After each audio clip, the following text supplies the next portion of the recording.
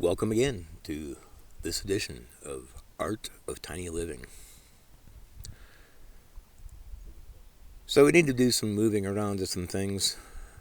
We know that the cargo box was kind of placed in the wrong spot, but we're going to have to make do with where it is.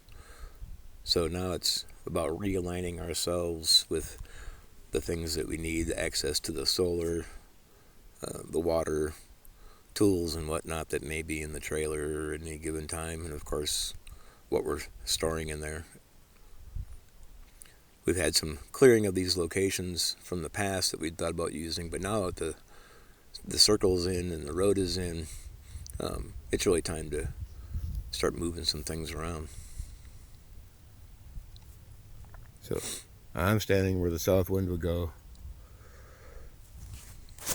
That back timber would move to the east 12 feet, and then that would be the back end of container potentially number 2.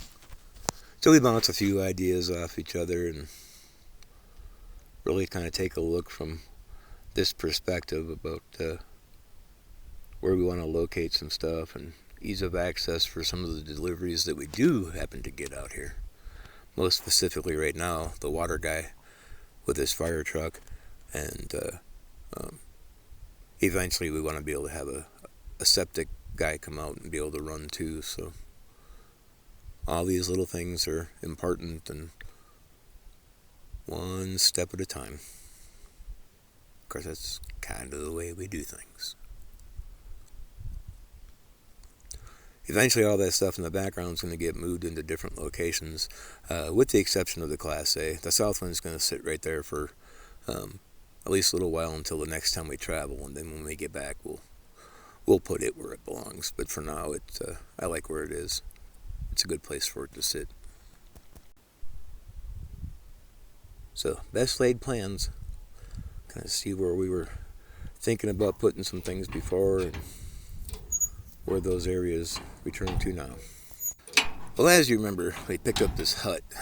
We weren't really quite sure what we were going to use it for yet, but since we have visitors to come out, we figured, well, it might be important to have at least a windbreak, little porta toilet of some sort. So we're going to get this thing off the trailer, and we're going to eventually put a big hole underneath and bury one of those big water totes that we have laying around. Yeah, this thing had some monster bolts holding it to the trailer, so trying to get them off at an angle without being able to get to the inside because part of it was walled over. Well, you can see our creativity was You're gonna push like tongue. Certainly working. My favorite partner in crime to do jobs with. So not too bad. And then eventually we'll bring the water totes over and plant them in front of it as described at the first part of the presentation here. Well, the next project on the list is swapping out these old, only 20 amp hour batteries for some 225 hour batteries. For our 12 volt system. Sometimes you just have to clean out the garage, or in this case, where there is no garage, it's just time to move all the stuff that's been sitting kind of in the wrong spot. So this is ultimately kind of what the finished product is starting to look like, making do with where things are sitting for us. Welcome to this week's A Moment with Jugan.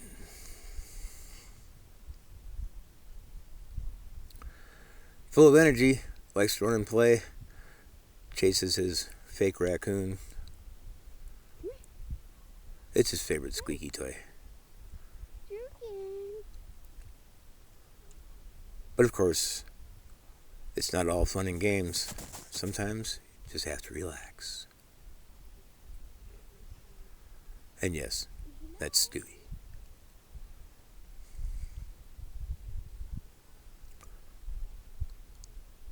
I'm Mike Drugan. Brings us to an end.